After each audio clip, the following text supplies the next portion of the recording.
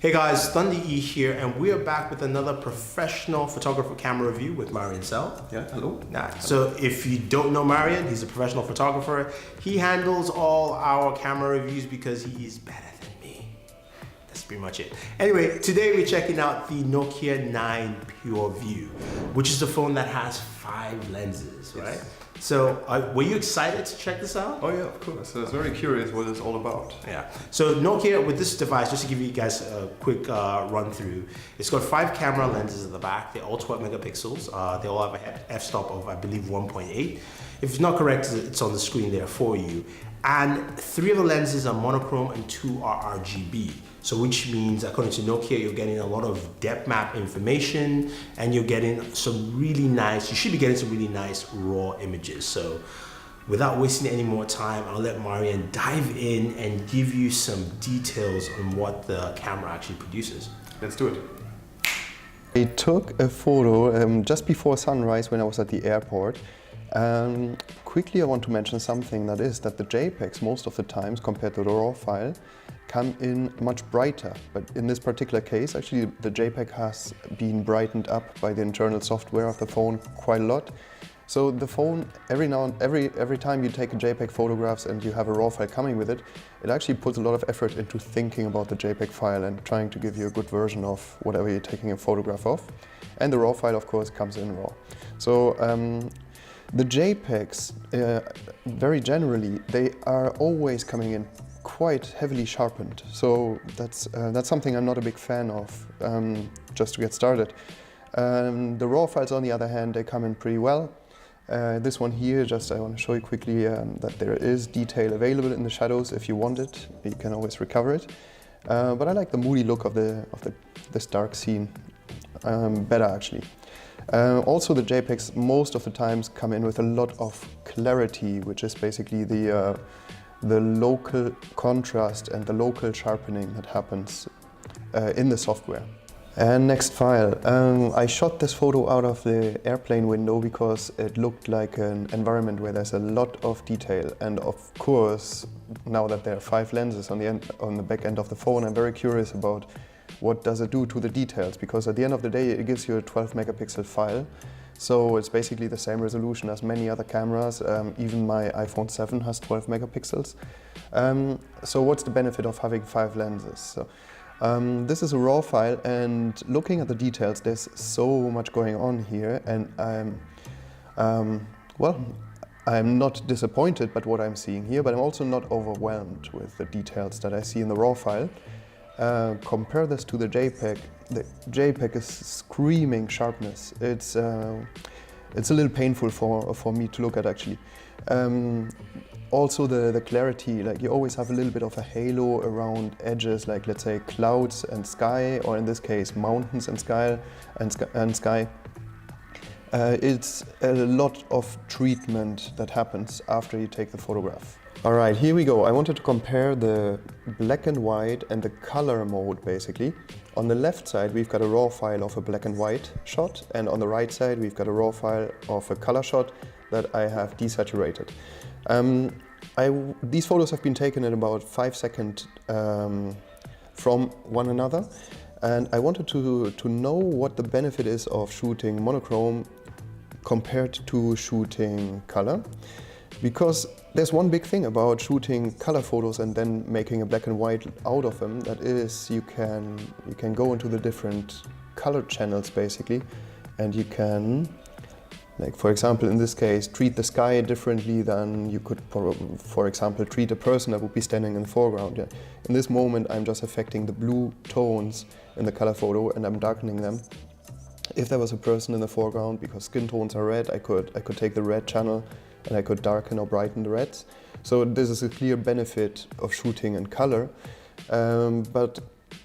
Nonetheless, it seems like the monochrome file has a little more detail. In particular, I can see it here on the surface of the water, where we just have more little details highlighting. One more thing I want to show you in this particular case, though, is the JPEG file that comes with the black and white RAW file, because the JPEG is crazily sharpened. All the JPEGs that come in with this camera are insanely sharpened. as well as there's a lot of clarity in the clouds, which is once again the local contrast. So it gives you some weird halos every now and then. Even here on the ground, like the grass, the weeds that are growing here, they all have a white frame around them, which is consequence of a too strong sharpening. And here we are in Photoshop for a very quick display of the crazy amounts of sharpening that Nokia puts on all the JPEG files. This is RAW file and this is JPEG. So you probably see the difference. Each little water drop receives sharpening around it. Not a big fan. Alright, of course I'm asking myself, what is it really worth to have 5 lenses on the back of a phone? So just because the other phone was lying around, we compared the Nokia to the Samsung 10. And I did 3 photos, one with the Nokia, one with the Samsung at f-stop 2.4 and one with the Samsung at f-stop 1.5. Those have been taken in the same 10 seconds basically. So a few things that I can see is that the Nokia file seems to have pretty much no grain at all, which can be beneficial.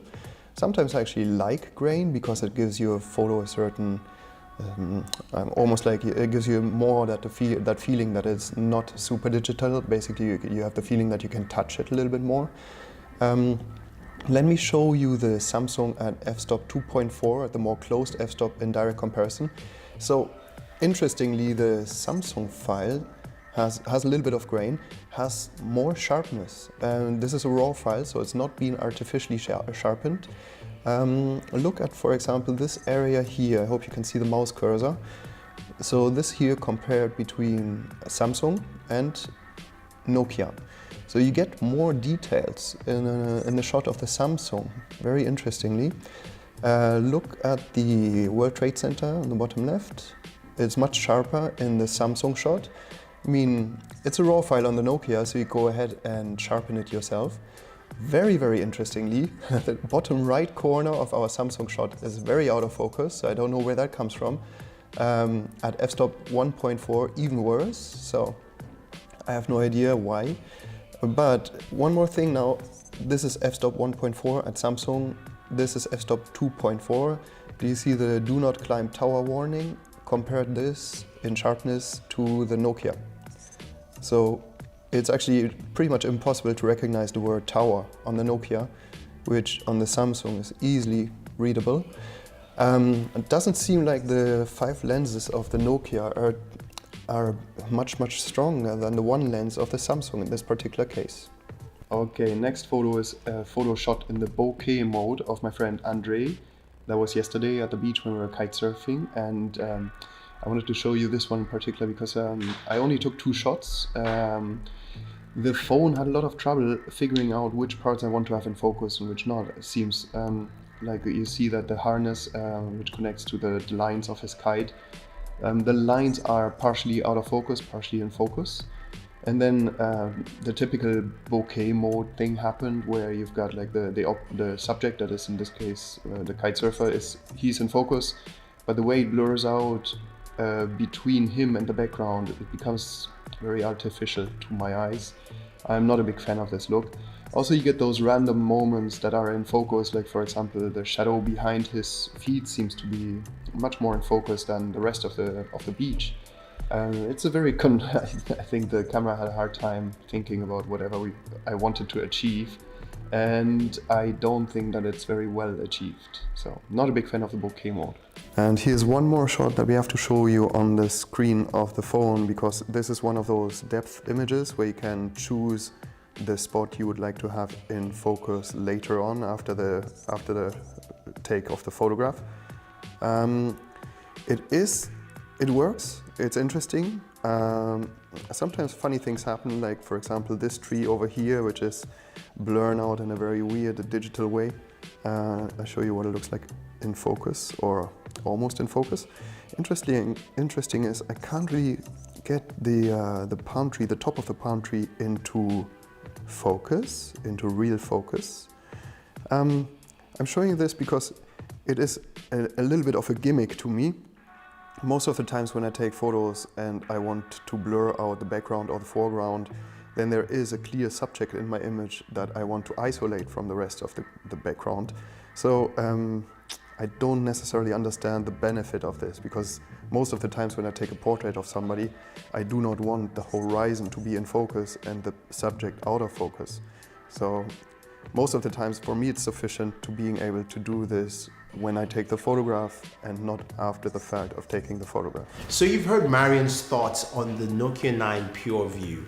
It sounds a little mixed there, right? Yeah, mixed feelings about the results, basically. I saw myself getting, well, excited or very curious about the camera when I first saw it, because I thought that maybe Nokia is trying something very clever here, and by distributing lenses across, like, let's say, the distance of 1.5 inches, I initially thought that they are trying to recreate a tall front element and therefore allow you to get some like real depth of field fall off or something like this.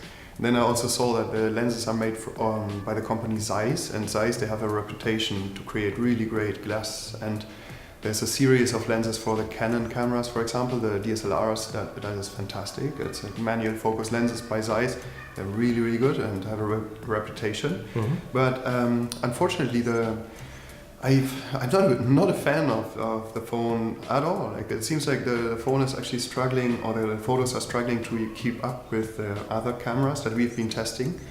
And then the biggest complaint here is that the phone takes forever to calculate and to think about the files you have just photographed. So I tried to get some action shots of my friend Andre kitesurfing, and he is really the best freestyler I know here in New York, so it's very predictable when he comes at the camera and he starts launching a jump. It's just a matter of hitting the button to get a cool shot of him in mid-air. But the phone didn't sometimes just not allow me. Like it was still thinking about the last shot I took, even like 5 seconds later. And I missed 3 of his jumps where he was in the air for 5 seconds and did like crazy backflips, 720 Mac twists, whatsoever. Yeah, we got a before and after shot, yes. Nothing in between from that. So it's impossible taking action photos with this phone, and it's very frustrating, of course, when you're standing in like the cold ocean trying to get a cool shot of a friend who's performing. Yeah, so you also took some slow-mos as well, right? I did, yes, because I wanted to give Andre at least something at the end of the day, because I absolutely missed out on all his action shots, so I tried to do a slow motion. But then the phone got stuck in the middle of filming slow motion, and it actually crashed on me a few times, like 4 or 5 times, standing in the ocean, and the phone just crashed for no reason. So there's something internal, maybe. Well, I think that just falls on the fact that the processor is last year's processor. It's the Snapdragon 845, which is built to handle 2 or 3 cameras at the same time, not 5. Not 5. So that comes into play, and that's something a lot of people have said. Maybe Nokia should have waited and added, this year's camera, the 855, which can handle more lenses, things like that. So it's interesting to see how that affected your own capture capability in terms of taking shots and taking photos. Also, the depth mode, we talked about that earlier, and you weren't too much of a fan of the depth mode there. Because I don't really understand what the benefit is. Most of the times when you take a photograph, there's a subject, and it's very rare that you then, after the shot, decide that you'd rather have like the tree in the background in focus rather than your subject. So I don't really understand, unless you're doing animations with your photos where like the blur or the focus moves through the image, then I don't really understand what the benefit is of being able to do it later on, because most of the times I have a clear understanding of what I want to have in focus. Well, it seems Marian is not a big fan of the Nokia 9 Pure View. I think the processing is one of the biggest features that you just don't like in this device. So let's say it gets fixed. Say there's a software update that helps speed things up. Yeah. Do you think this is something you can revisit, or do you think it's something that is worth your time, as opposed to the other phones that you've seen? I think there's a chance that people are going to hate on me for this, but I don't think so. No, I don't see the benefit, even in quality in comparison to the Samsung that we just tested a few days ago. No, I don't see a benefit of having so many lenses on the back of the phone. All right, there you have it, guys. Marian has stated and said the true word and gospel that the Nokia 9 Pure View isn't worth the time, especially with the 5 lenses there, the penta lenses, if you will. But if you like to see some more images, we'll leave a link down for you in the description of the raw images. I know I'm still going to do that for the S10 Plus, but definitely check out Mr. Marian Sell on Instagram. His page link will be down there in the description as well. Don't forget to like and share this video, favorite this video, subscribe to the channel, and always enjoy your entertainment. Thanks, bye.